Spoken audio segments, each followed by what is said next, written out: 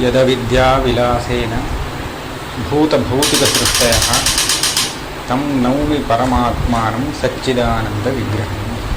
स च परमेश्वरः एकोऽपि सोपाधिभूतमायानिष्ठ सत्वरजस्तमो गुणभेदेन ब्रह्म विष्णु महेश्वरादि शब्दवाच्यतां भजते। माया एक है, माया रूप उपाधि से उपहित चैतन्य वह भी एक ही है। मायोपहित चैतन्य को ईश्वर मानते हैं तो परमेश्वर एक ही है। किंतु पुराणों में ब्रह्मा, विष्णु और महेश्वर ऐसा तीन मूर्तियों की कल्पना की गई है। अब इन तीनों में तीनों को परमेश्वर के रूप में मानना है। तब परमेश्वर एक उपाधि होने से जब एक ही है तब वह कैसे तीन बनेगा? ब्रह्मा और विष्णु और महेश्वर सब एक ही परमेश्वर ऐसा कैसे कहेंगे? यदि माया से अतिरिक्त उपाधि मान करके ब्रह्मा विष्णु महेश्वर को अलग अलग कर देते हैं, उपाधि अनेक होने पर उपहित भी अनेक हो जाएगा, ऐसा यदि कहते हैं तब क्या हो जाएगा? माया से अतिरिक्त सभी उपाधि माया के कार्य हैं। तो माया कारण है और बाकी सब उपाधि माया का कार्य है। अब माया से अतिरिक्त उपाधि लगाते हैं तो वह कार्य उपाधि हो जाएगा। फिर कार्य उपाधि तो जीव का है, ईश्वर का, परमेश्वर का नहीं। कार्योपाधि ही अयं जीव। तो ब्रह्मा विष्णु महेश्वर इन तीनों को तीन बनाने के लिए जो उपाधि कहेंगे वह उपाधि यदि कार्य हो जाता है तो यह ईश्वर नहीं बन पाएंगे। तो इस शंका का उत्तर देते हैं, माया एक है किंतु वह त्रिगुणात्मक है। सत्व रजस तमस ये तीनों गुण माया में हैं। तो इन तीन गुणों को उपाधि बना करके प्रत्येक एक एक गुण को उपाधि के रूप में रख करके तीन मूर्तियों की कल्पना की गई है, ब्रह्मा विष्णु महेश्वर। यद्यपि परमेश्वर मायोपाधिक है अतः एक ही है, तथापि उपासकों के लिए अथवा माया के गुणों के भेद से तीन रूप से वह पहचाना जाता है। सच परमेश्वरः एकोपि स्वोपाधिभूत माया निष्ठा, अपने उपाधिभूत जो माया एक है उस माया में जो सत्व रजस तमो गुण भेदेन तीन गुण हैं, उन गुणों के भेद से ब्रह्मा विष्णु महेश्वरादि शब्द वाच्यताम भजते। इन तीन शब्दों से व्यवहृत होता है। हो गया। इसके आगे एक प्रश्न उठा रहे हैं। ननु ईश्वर साक्षिणः अनादित्वे तदैक्षत बहुस्यां प्रजायेयेति इत्यादिना सृष्टि पूर्व समये परमेश्वरस्य आगंतुकम ईक्षणम उच्यमानम कथम उपपद्यते। ऐसा है, प्रमाण व्यापार से जीव का ज्ञान उत्पन्न होता है। ये ठीक है। अभी तक कहते आए हैं जीव का जो ज्ञान है, किसी वस्तु का विषय का ज्ञान उस पे प्रमाण से उत्पन्न होता है। तो प्रमाण व्यापार के पूर्व में वह ज्ञान जीव को नहीं है, बाद में उत्पन्न होता है। यह स्थिति है। परमेश्वर ने सृष्टि के पूर्व में एक संकल्प किया, बहुस्याम प्रजायेय। श्रुति कहती है तदैक्षत बहुस्याम प्रजायेय। ऐक्षत उसने देखा। कब देखा? सृष्टि के कुछ समय पूर्व। तो उसके पूर्व में नहीं, प्रलय काल में नहीं, जब सृष्टि होने को है तो उसके पूर्व में परमेश्वर का यह संकल्प उत्पन्न हुआ, मुझे सृष्टि करनी है। अहम बहुश्याम, मैं अभी एक हूं, बहुत हो जाऊं, ऐसा उसने संकल्प किया। इस श्रुति को देखने से ऐसा मालूम पड़ता है परमेश्वर का यह संकल्प अभी सृष्टि के कुछ समय पूर्व उत्पन्न हुआ और उसके पूर्व में नहीं था, ऐसा ही प्रतीत होता है। तो यहां यह प्रश्न होगा, जैसे जीव को ज्ञान, संकल्प इत्यादि प्रमाण व्यापार से उत्पन्न होता है, वैसे परमेश्वर के लिए तो कोई इंद्रिय प्रमाण नहीं है। तो उसका जो ज्ञान है वह तो ईश्वर साक्षी ज्ञान ही है। फिर साक्षी ज्ञान अनादि है, अनादि नित्य है, वह कभी उत्पन्न नहीं होता, वह आगंतुक नहीं। आगंतुक माने अभी आया हुआ, तो उसके पूर्व में नहीं था, बाद में जो आया उसको हम आगंतुक कहेंगे। श्रुति को देखने पर ऐसा लगता है परमेश्वर को ऐसा ज्ञान अथवा संकल्प सृष्टि के पूर्व काल में हुआ, उसके पूर्व में नहीं था, ऐसा मालूम पड़ रहा है। इसका उपादन आप कैसे कहेंगे, कैसे करेंगे? क्योंकि परमेश्वर के पास एक ही ज्ञान है, साक्षी रूप ज्ञान। प्रमाण जन्य ज्ञान तो है नहीं, प्रमाण जन्य ज्ञान, उसके पास प्रमाण ही नहीं है।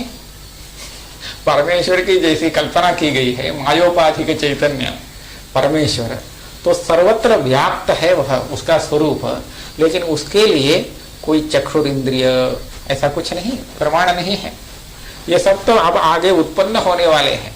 उसके पास तो एक ही ज्ञान है, साक्ष्यात्मक ज्ञान, स्वरूप चैतन्य रूप ज्ञान। तो वह तो आगंतुक नहीं है। तो इस श्रुति की उपपत्ति कैसे होगी, यह प्रश्न कर रहे हैं। ननु ईश्वर साक्षिणः अनादित्वे, ईश्वर साक्षी ही ईश्वर का ज्ञान है और वह ज्ञान अनादि है। इस स्थिति में तदैक्षत बहुस्याम प्रजायेय इति इत्यादिना सृष्टि पूर्व समये परमेश्वरस्य आगंतुकम ईक्षणम उच्यमानम कथम उपपद्यते, कैसे उपपन्न होगा? उत्तर देते हैं, उच्यते यथा विषयेन्द्रिय सन्निकर्षादि कारणवशेन जीवोपाध्यन्तःकरणस्य वृत्तिभेदाः जायन्ते, तथा सृज्यमान प्राणिकर्मवशेन परमेश्वरोपाधिभूत मायायाः वृत्तिविशेषाः इदमिदानीं स्रष्टव्यम्, इदमिदानीं पालयितव्यम्, इदमिदानीं संहर्तव्यम् इत्याकाराः जायन्ते। उत्तर दे दिया, जीव के उपाधि अंतःकरण में जैसे प्रमाण व्यापार माने विषयेन्द्रिय सन्निकर्षादि कारण से वृत्ति रूप ज्ञान उत्पन्न होता है, उसी तरह ईश्वर के उपाधि जो माया है, उस माया में भी वृत्ति उत्पन्न होती है। इतना ही भेद है, जीव का अंतःकरण वृत्ति रूप ज्ञान है, ईश्वर का ज्ञान माया वृत्ति रूप है। जीव का अंतःकरण वृत्ति रूप ज्ञान प्रमाण व्यापार से उत्पन्न हुआ, तो ईश्वर का माया वृत्ति रूप ज्ञान किस व्यापार से उत्पन्न हुआ? इस प्रश्न का उत्तर देते हैं, सृज्यमान प्राणि कर्म वशेन। सृष्टव्य जो जीव हैं, प्राणी, उनके जो पूर्व कर्म है, वही कर्म उनके अग्रिम जन्म का निमित्त है। तो वही कर्म अग्रिम जन्म के लिए जो जो कारण अपेक्षित हैं, सभी कारणों के प्रति कारण बन जाता है। अर्थात कारण सामग्री को वह एकत्रित कर देता है। तो इस सृष्टि के प्रति कर्ता का जो ईक्षण है, संकल्प, वो भी एक कारण बनता है। तो वह कारण यहाँ ईश्वर में कैसे आया, तो हम कहेंगे जीव का जो अदृष्ट है कर्म, वही उसके प्रति कारण है। तो ईश्वर में जो संकल्प उत्पन्न होता है, वह ईश्वर का संकल्प ईश्वर की कर्मवशात नहीं, जीव के कर्मवश से उत्पन्न होता है। ईश्वर को भी संकल्प होता है। कैसा संकल्प? इदानीम इदं सर्वम उत्पादनीयम स्रष्टव्यम, इदानीम इदम उत्पादितम पालनीयम, इदानीम अस्य संहारः कर्तव्यः, ऐसा संकल्प होता है। किंतु ऐसे संकल्प का कारणीभूत कर्म जीवकृत है, ईश्वरकृत कोई कर्म नहीं है। तो इसलिए जीवकृत कर्म से मायावृत्ति रूप ज्ञान ईश्वर को भी उत्पन्न हो सकता है। तासांच वृत्तीनां सादित्वात् तत्प्रतिबिंबितं चैतन्यमपि सादीति उच्यते। अब वृत्ति ज्ञान उत्पन्न हो गया तो वृत्ति में प्रतिबिंबित चैतन्य भी सादी हो जाएगा। तो इस तरह जैसे जीव में प्रक्रिया है जीव के विषय में, तो उसी प्रकार ईश्वर के विषय में भी प्रक्रिया बन जाएगी। किंतु इतना भेद है, जीव का अपना प्रमाण व्यापार है, ईश्वर का अपना प्रमाण व्यापार नहीं। अप्रामाणिक है प्रमाणजन्य नहीं है, लेकिन भ्रम नहीं, क्योंकि दोष न होने से। ज्ञान भ्रमात्मक तभी होता है जब वह दोषजन्य होता है। तो ईश्वर में जो वृत्ति ज्ञान हुआ उसके प्रति कोई दोष कारण नहीं है, इसलिए वह परमात्मक ही होता है। ऐसा भी हो सकता है ईश्वर में सृष्टि को चलाना अप्रामाणिक है। हाँ, ये हो सकता है। इनका प्रश्न उचित है। हम क्या कहें? ईश्वर में सृष्टि ऐसा करने काम का चलाना अप्रामाणिक है, यानी ईश्वर नहीं चलाता है। वैसे ईश्वर ने ऐसा कहा है भगवत गीता में। भगवत गीता में साक्षात भगवान कहते हैं, तस्य कर्तारमपि माम विद्धि अकर्तारम अव्ययम्। हाँ, क्या उसका अकर्ता का ऐसा है, चातुर्वर्ण्यम मया सृष्टम गुणकर्म विभागशः तस्य कर्तारमपि माम विद्धि अकर्तारम। यह जगत जो है इसके सृष्टि के लिए एक कारण की, जगत कर्ता की अपेक्षा है। वह जगत कर्ता ईश्वर से अन्य कोई हो ही नहीं सकता। तो इसलिए आप जगत कर्ता का जब अन्वेषण करते हैं तब जगत कर्ता के रूप में आप ईश्वर को सिद्ध करते हैं। नैयायिक वह कर्तृत्व को ही, माने कार्यत्वात् इस हेतु से, क्षित्यादिकम सकर्तृकम कार्यत्वात् इस अनुमान से कर्ता के रूप में, जगत कर्ता के रूप में ईश्वर को अनुमान से सिद्ध करता है। और वेदांत भी यतो वा इमानि भूतानि जायन्ते येन जातानि जीवन्ति यत् प्रयन्ति अभिसंविशन्ति तद् ब्रह्म, ऐसा कह करके जगत का कोई एक कारण चाहिए तो वही कारण है अपना ब्रह्म, ऐसा निरूपण करता है। जन्माद्यस्य यतः ये सब लक्षण है। किंतु हमें जानना क्या है? विधि हमें जानने का विषय क्या है? जगत कारणत्व को जानने की अपेक्षा नहीं है। जो जगत कारण है उस स्वरूप को देखना है। विधि को बाद में लगाना है। हम पहले लगाते थे। तो जगत कारण के रूप में जो सिद्ध हुआ उसको आप ऐसा समझें, वह वास्तव में अकर्ता अभोक्ता ऐसा है। तो इसको वेदांती ऐसा कहते हैं, सगुण के रूप में जो देखा जा रहा है वही वस्तु अशब्दम अस्पर्शम अरूपम अव्ययम तथा अरसम इस तरह का है। तो सगुण ही वास्तव में निर्गुण है। कहने का तात्पर्य है, वास्तव में जो निर्गुण है वही माया से सगुण रूप में दिखता है। वास्तव में जो एक ईश्वर है वही एक ईश्वर माया के गुणों के भेद से ब्रह्मा विष्णु महेश्वर तीन रूप से दिखता है। तो वास्तव क्या है? वास्तव में तो तीन नहीं है। तो तीन के रूप में दिखने वाला जो ईश्वर है उसको आप एक जानो, यही ना तत्व का उपदेश बनेगा। तो उसी तरह इस समस्त प्रपंच के कर्ता के रूप में तुम जिसको जान रहे हो उसको वास्तव में अकर्ता जानो, यह उसका अर्थ है। तस्य कर्तारमपि माम विद्धि अकर्तारम अव्ययम्। किंतु जहां तक व्यावहारिक अवस्था है तो व्यावहारिक प्रक्रिया के अनुसार ईश्वर का जो ज्ञान है वह प्रामाणिक, प्रामाणिक का अर्थ भ्रांत नहीं, परमात्मक ज्ञान ही है, वो कभी अप्रामाणिक नहीं, किंतु प्रमाण जन्य नहीं।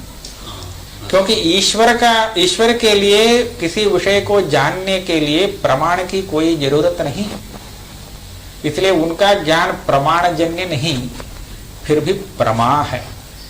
तो इसलिए प्रमा है क्योंकि वह दोष जन्य नहीं, भ्रम नहीं है, इसीलिए प्रमा है। तासांच वृत्तीनां साधित्वात् तत्प्रतिबिंबित चैतन्यमपि साधीति उच्यते। अब ये जीव प्राणी कर्म वशात यहाँ वृत्तियां उत्पन्न हो जाती हैं, सृष्टव्यम, पालयितव्यम इत्यादि, तब उस वृत्ति में चैतन्य का प्रतिबिंब पड़ता है, तो वही ईश्वर का ज्ञान है, आगंतुक ज्ञान। यह ज्ञान हुआ आगंतुक ज्ञान, नित्य ज्ञान तो है ही। एवं साक्षी द्वैविध्येन प्रत्यक्ष ज्ञान द्वैविध्यम निरूपितम। ऐसा अभी साक्षी द्विविध बना, जीव साक्षी और ईश्वर साक्षी। तो यह प्रत्यक्ष ज्ञान का दो भेद है। इसके पूर्व में और भी निरूपण हो गया है। प्रत्यक्षत्वंच ज्ञेयगतम ज्ञप्तिगतंच निरूपितम। ज्ञेय मने विषय, ज्ञप्ति मने ज्ञान। यहाँ प्रारंभ में विषयगत प्रत्यक्षत्व, ज्ञानगत प्रत्यक्षत्व, ऐसा दो प्रत्यक्षत्व का निरूपण किया गया। अब तत्र ज्ञप्तिगत प्रत्यक्षत्वस्य सामान्य लक्षणम चित्तवम एव। अभी तक इसके पूर्व में नहीं कहा गया यह विषय यहाँ बता रहे हैं।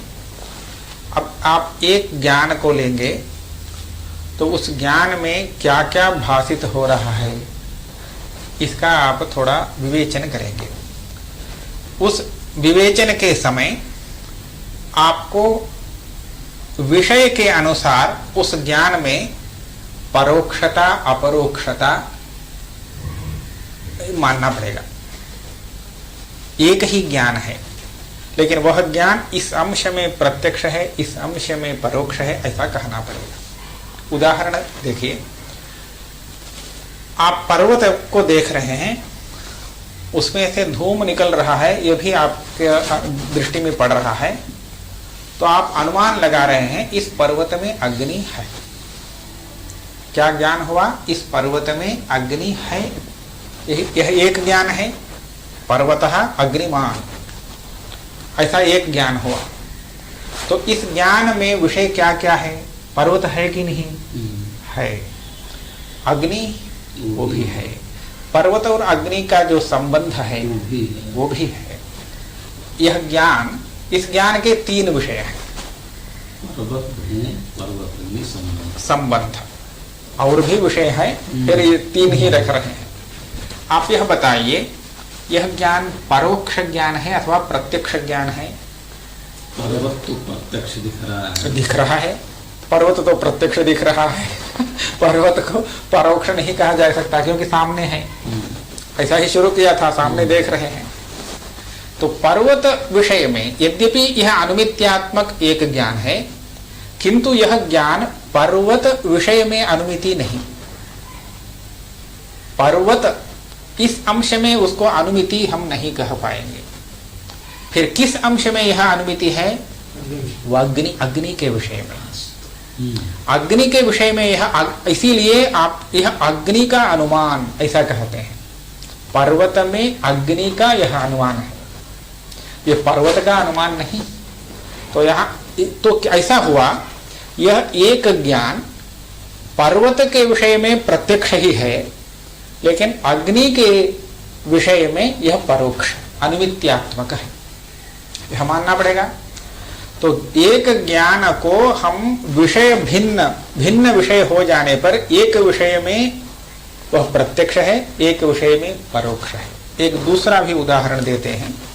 आप किसी व्यक्ति को आज देख रहे हैं, आपको स्मरण आ गया 2 साल पहले इस व्यक्ति को कहीं देखा था, तो आपको प्रत्यभिज्ञा हो रही, हाँ अरे वही व्यक्ति है, स्वयं देवदत्त। ऐसा प्रत्यक्ष, स्वयं देवदत्त। यहाँ देखिए, सहा का यह किस अंश का द्योतक है? 2 साल पहले जो जिस देश में काल में आपने देखा था उसका स्मरणात्मक है यह। अयम तो ये सामने है, तो सह अयम वही यह है देवदत्त, ऐसा जो एक ज्ञान हुआ, ये इस ज्ञान को आप अयम सामने विद्यमान वस्तु के विषय में तो प्रत्यक्ष मान सकते हैं, लेकिन अतीत के विषय में प्रत्यक्ष नहीं मान सकते। 2 साल पहले दूसरे स्थान पर आपने देखा था, ये जो आप वो तो उस अंश में तो स्मरणात्मक है, परोक्ष है। तो एक ज्ञान एक विषय में प्रत्यक्ष और दूसरे विषय में परोक्ष, ऐसा हो सकता है। अब पर्वत में वह्नि का जो अनुमान आपने लगाया, यह अनुमान अनुमित्यात्मक ज्ञान वह्नि के विषय में परोक्ष है और अपने विषय में स्वतः वह प्रत्यक्ष है। वह कैसे देखिए, जब आपको अनुमिति होती है तो आपको मुझे यह अनुमिति हुई है इसको जानने के लिए कोई प्रयत्न करना पड़ता है क्या? नहीं। आप अग्नि का अनुमान कर रहे हैं, इसके लिए किसी हेतु की अपेक्षा नहीं है। ये तो दिख रहा है, मैं अनुमान कर रहा हूं, मुझे यह अनुमान हुआ है, ये तो प्रत्यक्ष हो रहा है। तो क्या हुआ, वही ज्ञान अपने अंश में प्रत्यक्षात्मक है। हाँ, व्यक्ति स्वयं के विषय में। जब आप किसी वस्तु का स्मरण कर रहे हैं तो आपको यह भी भान हो रहा है मैं अभी स्मरण कर रहा हूं। वह जो स्मृत्यात्मक ज्ञान है वह अपने आप में प्रत्यक्ष है, और उसके विषय जो है, विषय के लिए वह स्मृति है। समझ में आ रहा है? जो स्मृत्यात्मक हो, परोक्ष अनुमित्यात्मक हो, शब्दबोधात्मक हो, कोई भी ज्ञान, अपरोक्ष परोक्ष कोई भी ज्ञान हो, वह सभी ज्ञान अपने विषय के अंश में कभी प्रत्यक्ष, कहीं स्मृति, कहीं परोक्ष, ऐसा भिन्न हो सकते हैं, किंतु अपने अंश में कभी भी प्रत्यक्ष से अन्य होते नहीं। तो विद्यमान है वह ज्ञान तो अवश्य ही वह अपरोक्ष अनुभव का विषय हो जाता है। तो इसलिए हम ऐसा कहेंगे, व्यक्तिगत प्रत्यक्षत्व का विषय से संबंध न रख करके यदि हम व्यक्तिगत ज्ञान का लक्षण क्या है ऐसा पूछेंगे तो हम कह देंगे चित्वमेव। चित्वमेव, चित्वम जहां है वह प्रत्यक्ष हो जाएगा। चैतन्य चित्व उसको कहते हैं। चैतन्य रूप में जो है वह अवश्य प्रत्यक्ष है। चैतन्य रूप में जो है वह अपने विषय के अंश में परोक्ष भी हो सकता है किसी विषय के लिए। जैसे अनुमित्यात्मक वृत्ति ज्ञान ऐसा कहेंगे तो वहां चैतन्य है, वह चैतन्य अपने आप में अवश्य ही प्रत्यक्ष है, किंतु अपने विषय को जब देखते हैं तो विषयांश में, अनेक विषयों में एक विषय के अंश में वह प्रत्यक्ष है, दूसरे विषय के अंश में वह परोक्ष भी हो जाता है। तो ऐसा कहते हैं व्यक्तिगत प्रत्यक्षत्वस्य सामान्य लक्षणम चित्वमेव। सामान्य लक्षण इसलिए कह रहे हैं क्योंकि विषय को जब उसमें लगाते हैं तो वह विशेष बन जाता है।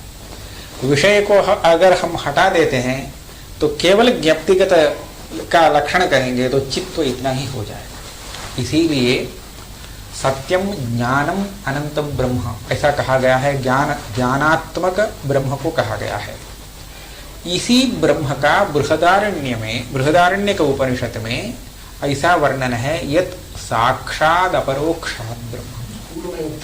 वो पहले ही आ गया था। वह जो है ज्ञानात्मक ब्रह्म अपरोक्ष ज्ञानात्मक है, परोक्ष ज्ञानात्मक नहीं। ब्रह्म जब ज्ञानात्मक है तो वह ज्ञान परोक्ष ज्ञानात्मक है अथवा अपरोक्ष ज्ञानात्मक है, ऐसा कोई प्रश्न उठा सकता है? तो उत्तर देना पड़ेगा वह अपरोक्ष ज्ञानात्मक है। अच्छा, ब्रह्म अपरोक्ष ज्ञानात्मक है, अपना जीव का जो ज्ञान है वो नाना प्रकार का ज्ञान है, वह ज्ञान सब परोक्षात्मक है अथवा अपरोक्षात्मक है। आप निसंकोच कह सकते हैं जिसको जो ज्ञान हुआ वह सब अपरोक्ष ही है यदि विषय विशेष को उसमें नहीं लगाते। विषय विशेष को लेकर के हम देखते हैं तो वह नाना प्रकार का हो जाता है, किसी विषय में परोक्ष, किसी विषय में अपरोक्ष। और विषय से अलग करके उसके स्वरूप में देखें तो सभी ज्ञान अपरोक्ष ही है। इसीलिए सामान्य लक्षण कह दिया, सामान्य लक्षणम चित्तमेव, व्यक्तिगत प्रत्यक्षत्वस्य सामान्य लक्षणम चित्तमेव, कुछ भी उसमें लगाने की अपेक्षा नहीं। पर्वतो वह्निमान इत्यादावपि वह्न्याद्याकार वृत्त्युपहित चैतन्यस्य स्वात्मांशे स्वप्रकाशतया प्रत्यक्षत्वा। पर्वतो वह्निमान यह परोक्ष ज्ञान है, किंतु स्वयं परोक्ष नहीं, वह्नि अंश में परोक्ष है और अपने अंश में प्रत्यक्ष ही है, अपरोक्ष ही है, क्योंकि वह स्वप्रकाश है। स्वप्रकाशतया प्रत्यक्षत्वात् तत्तद विषयांशे प्रत्यक्षत्वं तो पूर्वोक्तमेव। तो प्रश्न कर होगा, आपने पहले दूसरा कहा था विषयावच्छिन्न चैतन्य अभिन्नत्वम, वह विषयांशे प्रत्यक्षत्वम। आप उस पंक्ति को देखिए, घटांशे प्रत्यक्षत्वम, ऐसा घटांशे एक सप्तम्यंत उसमें लगाया है। घटावच्छिन्न चैतन्य, घटाकार वृत्ति अवच्छिन्न चैतन्य, दोनों का अभिन्न हो जाना, यही उस ज्ञान का घटांशे प्रत्यक्षत्व। जिस विषय चैतन्य के साथ वह अभिन्न हो जाता है, उस विषय अंशे वह प्रत्यक्ष बनता है, यह उसका अर्थ है। स्वरूपतः सभी ज्ञान प्रत्यक्ष है। अब प्रश्न होगा, आपने जो प्रत्यक्ष का लक्षण कहा था, इस लक्षण का हम भ्रमात्मक प्रत्यक्ष में अतिव्याप्ति कहेंगे। भ्रमात्मक प्रत्यक्ष, प्रत्यक्ष भ्रमात्मक भी है, भ्रमात्मक भी है, दोनों प्रत्यक्ष है। किंतु आप अभी जो प्रत्यक्ष लक्षण कह रहे हैं वह भ्रमात्मक प्रत्यक्ष का नहीं। ऐसा किसने कहा? हमने तो प्रत्यक्ष सामान्य का लक्षण कहा है, तो ऐसा आप नहीं कह सकते, क्योंकि प्रमा का लक्षण आपने शुरू किया है। प्रारंभ में प्रमाणम का निरूपण करते समय प्रमाकरणम प्रमाणम, यही ना प्रारंभ किया था। उसके बाद प्रमाण लक्षण घटक प्रमा का लक्षण शुरू किया, अनधिगत अबाधितार्थ विषयक ज्ञानत्वम। तो उपक्रम कैसा है? प्रमा का स्वरूप, परमात्मक ज्ञान जो है उसका स्वरूप ही यहाँ आपने निरूपण करना शुरू किया है। तो इस अवस्था में आप लक्षण प्रत्यक्ष सामान्य का नहीं कर सकते। जो लक्षण कहा वह परमात्मक ज्ञान का, प्रत्यक्ष का लक्षण है, ऐसा कहना पड़ेगा। लेकिन यह लक्षण भ्रमात्मक जो इदम रजतम इत्यादि प्रत्यक्ष है उसमें भी आ जाता है, इसलिए अतिव्याप्ति दोष है, ऐसा आक्षेप किया। तो उसका उत्तर देते हैं, तस्य च भ्रांति रूप प्रत्यक्षे न अतिव्याप्ति। भ्रम प्रमा साधारण प्रत्यक्षत्व सामान्य निर्वचनेन तस्यापि लक्ष्यत्वा। ग्रंथकार उत्तर देते हैं, हमने जो लक्षण अभी बताया है इस लक्षण का लक्ष्य भ्रम प्रमा साधारण प्रत्यक्ष सामान्य है, इसलिए उसमें भी इस लक्षण को आना आवश्यक है। तो यह अतिव्याप्ति नहीं, ये ठीक ही है, वहां भी लक्षण गया। तो आप प्रश्न किए थे, प्रमाण का निरूपण प्रारंभ हुआ है और प्रमा का ही निरूपण है, बीच में भ्रम प्रमा साधारण प्रत्यक्ष का लक्षण आप कैसे कह रहे हैं? तो हम ऐसा कहेंगे, प्रमा का लक्षण जो कहा गया है, प्रत्यक्ष प्रमा का लक्षण, प्रमा का लक्षण तो हो गया सामान्य रूप से, उसके बाद प्रत्यक्ष प्रमा का लक्षण शुरू किया था, तो उसमें हम सामान्य लक्षण पहले बता रहे हैं, उसके बाद विशेष लक्षण बनेगा। सभी जगह सामान्य लक्षण कहने के बाद ही विशेष लक्षण कहने की अपेक्षा है। एक उदाहरण दे देते हैं। तर्क संग्रह में सप्त पदार्था ऐसा विभाग किया गया।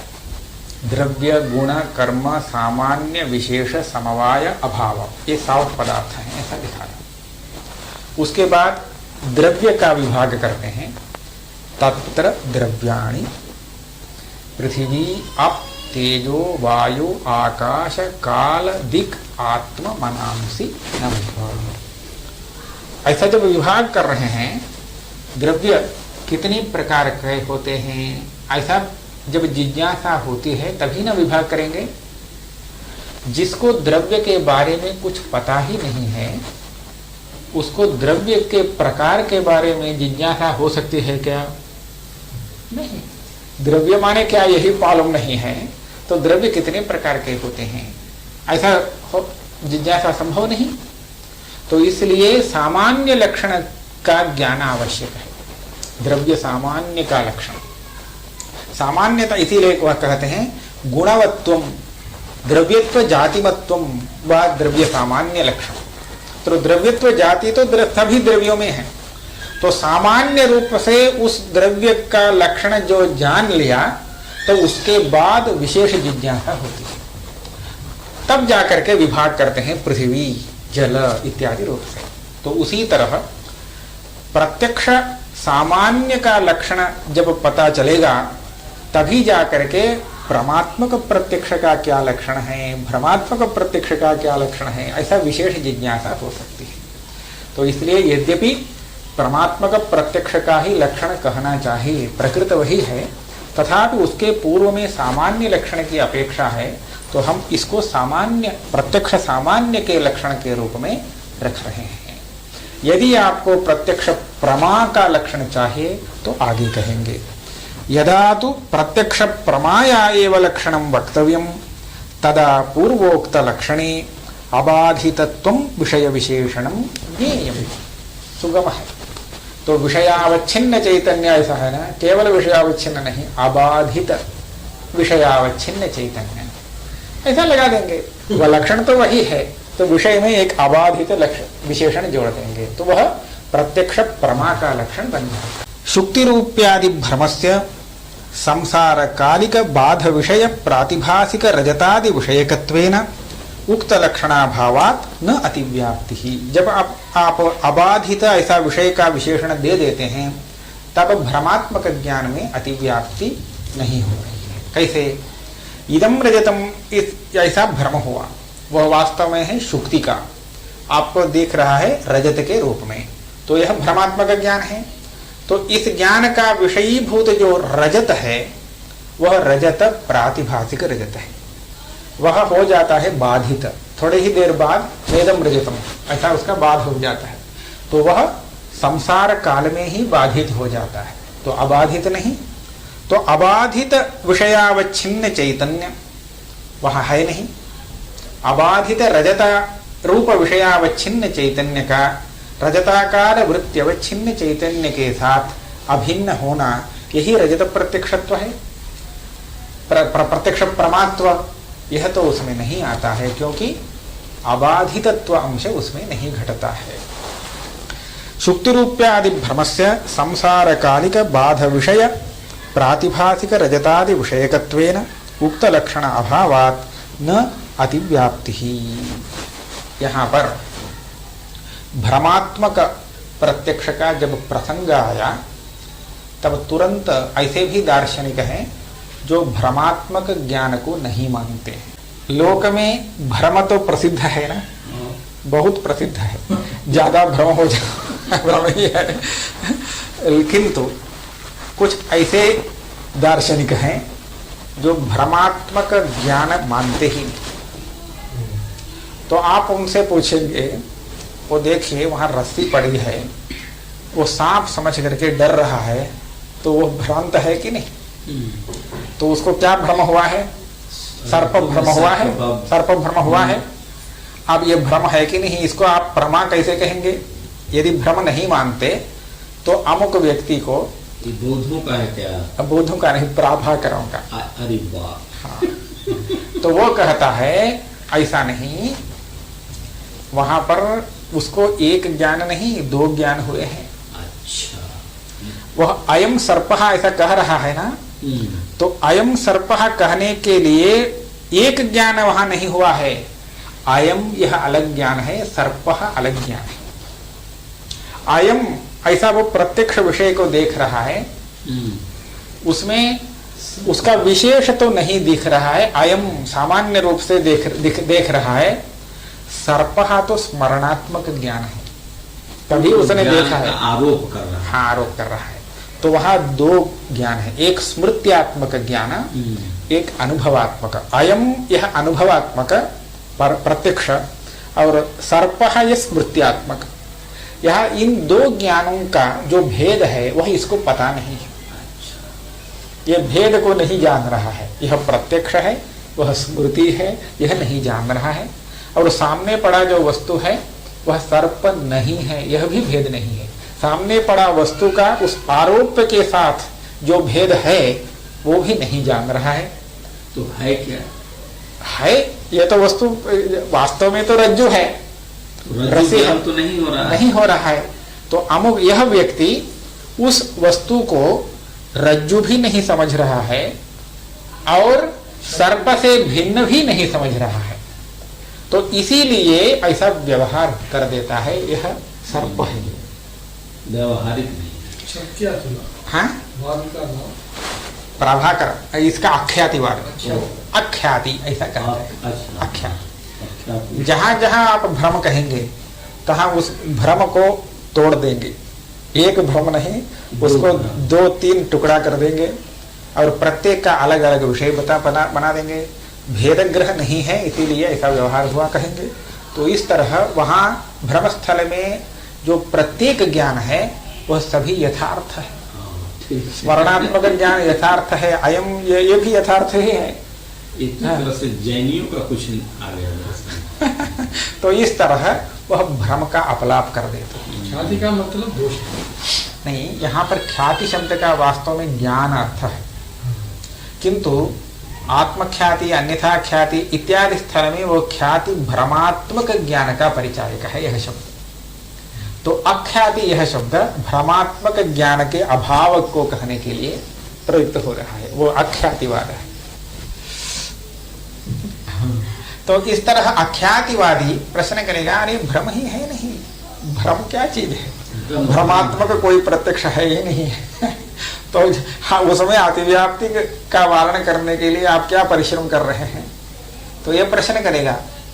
तो सिद्धांती बताएगा ऐसा नहीं, अवश्य भ्रम को मानना पड़ेगा। यदि भ्रम नहीं मानते तो प्रवृत्ति संभव नहीं। ऐसा देखिए, प्रवृत्ति अथवा निवृत्ति के लिए कैसा ज्ञान होना चाहिए। सामने जो वस्तु है उसको रजत के रूप में देखता है तो झट से निकालने के लिए दौड़ता है, क्योंकि रजतार्थी है वह। यदि रूप्यकम हस्ती तो जाता है। ऐसा उसकी जो प्रवृत्ति है, ऐसी प्रवृत्ति, तो प्रवृत्ति होने के लिए सामने वाले वस्तु को रजत के रूप में देखना आवश्यक है। यदि वह रजत का स्मरण कर रहा है, सामने वस्तु को देख रहा है, केवल सामने स्थित वस्तु को रजत के रूप में नहीं देखा तो उसको उठाने के लिए नहीं जाएगा। और जो स्मरण कर रहा है वही उसका अभीष्ट है, तो वह सामने प्रवृत्त नहीं होगा। स्मरण का विषयीभूत रजत जहां है वहां दौड़ेगा निकालने के लिए, लेकिन ऐसा होता नहीं। जो सामने पड़ी वस्तु है उसको सर्प समझ करके वह भागता है। यदि वह सामने पड़ी वस्तु को सर्प के रूप में नहीं देखता तो उसके पास क्यों जाने के लिए डरता है। तो इत्यादि प्रवृत्ति निवृत्ति का उपादन आपके मत में ठीक से संभव नहीं। तो इसलिए भ्रम को मानना उचित है, मान लेना उचित है। तो सामने पड़ी वस्तु को वह सर्प समझा है, इसीलिए उसके पास नहीं जा रहा है। सामने वाला वस्तु रजत है ऐसा समझा है, इसीलिए उसको निकालने के लिए दौड़ता है। तो इस तरह प्रवृत्ति निवृत्ति